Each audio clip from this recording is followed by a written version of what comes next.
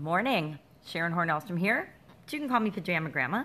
In case we haven't met yet, and this is the first time you're seeing my face or hearing my voice, go ahead and put hashtag pajama in the comments below. Then I know that you're new to being exposed to me. And I might be an acquired taste for some, but I usually have a little tidbit of wisdom. It's the advantage of being older and usually wiser because we've experienced a lot of interesting things in our life. So EGS, you're probably thinking, what the hell is EGS and why should I listen to anyone called the Pajama Grandma who uses a magnifying glass about it? Well, EGS stands for Emotional Guidance System.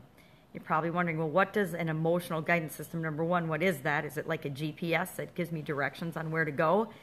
And is it, what the heck does that have to do with my business? Why do I care about emotions with respect to my business? And the truth is, whether we like to admit it or not, our emotions and who we are impacts everything about our businesses. Our ability to grow our businesses is definitely impacted by the emotions that we allow ourselves to experience. Now notice I said the emotions we allow ourselves to experience because there's a whole scale and infinite possibilities in the emotions that we choose to experience and have in our lives. But a lot of us will just totally turn off to certain emotions. For example, in my 20s, I pretty much turned off depression in my life. I haven't really been depressed since my 20s because I so hated the way depression made me feel. And I was having some health challenges, so there were reasons for being and feeling depressed. But I so hated the way that made me feel, and I was so ineffective in my life and where I wanted to go when I was depressed. I decided that I was taking depression out of my repertoire. It wasn't even an option for me. And even today, I might get frustrated, I might get angry, I might get pissed off, but I almost never get depressed. If I am feeling upset about something, I take action. I don't let myself get into the slump of everything's terrible, I can't do anything about it, or all the other things that I used to have to do to get myself into a feeling of depression or whatever you would want to call it. Now, words are really powerful, and so that's a whole other topic I could probably talk about for an hour. But what we call things, if I say I'm depressed or miffed or upset or annoyed or frustrated, the name that we apply to something, the word we use to describe it, has power. That word means something to us, and that's the most important thing, is what it means to us. But keep in mind that that same word means something different to someone else. So if I say I'm happy, happy to me may be very different than happy to you. If I say I'm excited or curious, what I'm curious about is and what I mean by curious, the meaning I associate with that word is different for me than it is for any other person in this universe. And so we have to keep that in mind. As I share this emotional guidance scale or guidance system with you, keep in mind that the terms are relative and you get to decide what you're going to call anything and what your emotional guidance system and your emotional guidance scale is. It's different for you than it is for me because the feeling of joy to me might feel like a higher vibrating energy and be higher. Sorry about that. Might be higher on my personal emotional guidance scale than on yours, than happiness. But yours, you might say, no, happy is higher vibrating for me. And so this is just a guideline to give you an idea. But why is this important? What does this mean for our businesses? I will give you an example. When I was running my Italian food business for quite a while, I was really frustrated. And every day I would go into the shop and I would work and I would be really frustrated. Now, frustration for me showed up as annoyance and things weren't happening fast enough and people should be working faster. And mostly it was I was frustrated with myself because I knew I was doing things in that business that I shouldn't have been doing. I should have been letting other people do, and I should have just been focusing on the things I am awesome at in that business. But instead, I was doing things I shouldn't be doing. I was actively involved in the business in areas that there were other people better suited to be doing those things. And so I would get frustrated because I thought they should be being done faster or more efficiently or more effectively. And the more frustrated I was, the less effective I was. And the more I got involved in the business instead of working on the business. And then again, the more frustrated I got. So it was this ever-evolving spiral. And once I realized that I was frustrated because I expected things to be different than they were, I realized that I was the problem and I had to fix that. And so I decided that I needed to change my rules about what it took for me to be frustrated. And when I did that, I became a much more effective human being, number one, leader, number two, business owner, number three, and everything improved exponentially because I let go of and chose better feelings for me than frustrated. Now, frustrated on my emotional guidance scale is a very negative, low vibrating emotion for me, and it makes me ineffective as a business leader. And so I knew that I needed to move myself up the emotional scale and find ways to feel better, because when I was feeling better and less frustrated, everything in my life worked out better. So as an example, and I learned about this from Esther and Jerry Hicks in the book Manifest Your Destiny, and I learned about it, or your desire, manifest your destiny, manifest your desire. And this is actually just a 365-day book of lessons. And I was reminded of it today when I was doing something else, another piece of content. And that's why I wanted to talk about it, because I don't think very many business owners ever talk about the impact of their emotions on their businesses and their ability to supersize and grow their businesses. I know that as I was building my businesses, I didn't think about the effect my emotions had on them. It wasn't until I had a huge health challenge that I actually even started studying and learning about emotional intelligence and our emotions and our feelings and how that impacts everything in every area of our life. And one of the key things I learned about was this emotional guidance system, and that in order to change my results, change what's happening in my life, in my business for sure, but in any area of my life, is by changing my emotions about it. And I don't have to change it drastically. Like if I'm really frustrated or pissed off because a business partner got us into trouble, because this has happened to me, and I would say I was definitely pissed off, not just a little frustrated or annoyed or angry. I knew that being pissed off, and even saying the word pissed off, is bad for me. I don't like to use that term. But by feeling that way, I knew that I wasn't going to make effective decisions, and I wasn't going to make the right choices for myself and my business and the overall world if I continued to feel angry about that. So for me, angry was less severe and less negative a vibration than pissed off.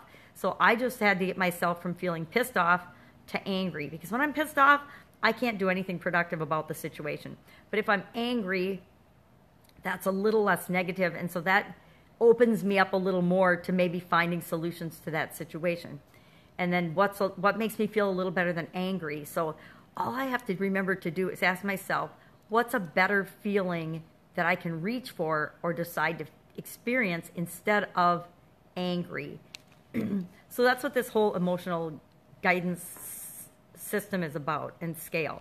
So I'm going to read you the sample one from the book, and then challenge you to create your own. Just get a piece of paper, number it 1 through 25 or whatever you want, how many ever emotions you can come up with or want to come up with. I accidentally hit snooze on my alarm. It's to remind me to drink some lemon water. Actually, that's not what it's for, but it's okay. So I want to run through this. This is just a sample one, a guide. I want to challenge you to create your own. Create your own emotional guidance system. And I've got my own, and it's slightly different from this. Similar, but slightly different. And I made my own based off of this. And so if I find myself feeling a certain way, and usually it's when I'm feeling a certain way that I don't like, I will pull that piece of paper out and I will look at it and I'll say, okay, I'm really super frustrated that I've made this mistake 6 times in a row. So frustrated doesn't make me an effective problem solver, and I'll probably find a 7th, 8th, and 9th, and 10th way to make another technological mistake if I don't decide to reach for a better feeling emotion. So I'll look at my scale and I'll see where frustrated is, and then frustration is 10 on this scale, but for me frustration is more like a 15. I think it's like 15 or so on mine, but it doesn't matter. But to reach for a better feeling emotion, I say, okay, I'm frustrated by this, but what would be a better feeling than that? Well, maybe pessimism, maybe Maybe if I'm a little negative about it versus being frustrated, that feels a little better for me. So I'm like, maybe I'll only make that mistake or a different mistake 1 or 2 more times before I figure it out. But I'll keep reaching for a better feeling emotion. So I'll probably go for hopefulness, because hopefulness means I'm hoping and I'm pretty sure that I'm not going to make that mistake or a technological mistake on what I'm trying to do maybe 1 more time. So let's run through this scale. And this is just a scale, and I'm looking at it again from the book, page 160 on Manifest Your Desires by Esther and Jerry Hicks. And you can actually look this up on the internet. I'm sure you can Google emotional guidance scale, emotional guidance system, and it will give you a scale, someone else's scale about this. And it might be Esther and Jerry's, but I'm sure that a lot of people have come out with their own since I read this, because I read this book, I don't know, years ago. So I'm just going to share this quick example with you and then challenge you to come up with your own.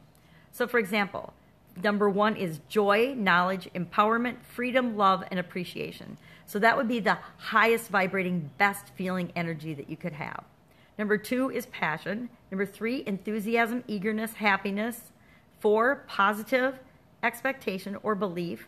5, optimism. 6, hopefulness. 7, contentment. 8, boredom. 9, pessimism. 10, frustration, irritation, impatience. Yeah, I had to separate those babies out. 11, overwhelm or overwhelmment. 12, disappointment. 13, doubt. 14, worry. 15, blame. 16, discouragement or being discouraged. 17, anger. 18, revenge. 19, hatred or rage. 20, jealousy. 21, insecurity, guilt, unworthiness.